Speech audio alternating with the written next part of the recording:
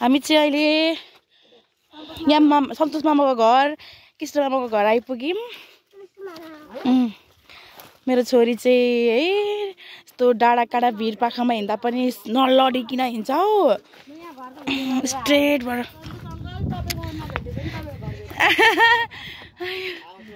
आयो हामी चाहिँ सन्तोष मामाहरूको घरमा आएर यहाँ त्यस्तो डाँडा रहेछ अनि खतरा नि सानोमा आएको थिएँ मेरो छोरी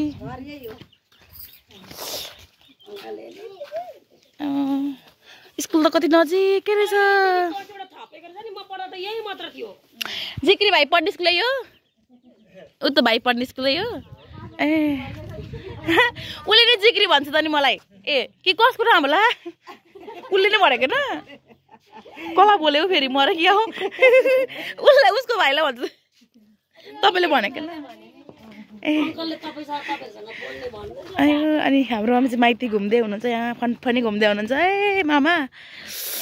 ओ यत्रो डाँडा पाखालाई ल कति राम्रो राम्रो सुँगुर सुँगुर मेरो छोरी मेरो बहिनी आउँदैछ ए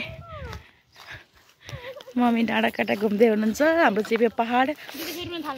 जङ्गल जङ्गल कस्तो माया लाग्यो मलाई त कस्तो माया लाग्यो मलाई पनि क्या त्यो घर देखेर मलाई पनि याद छ नि त म त्यहाँनिर ऊ भएको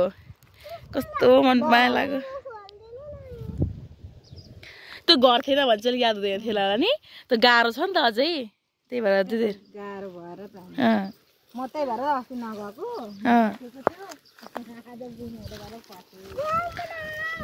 यसै पहाड पहाड हामी त यहाँ छौँ त्यहाँसम्म यहाँ अलिक तलसम्म छ हो यो बाटो निकालेको छ नि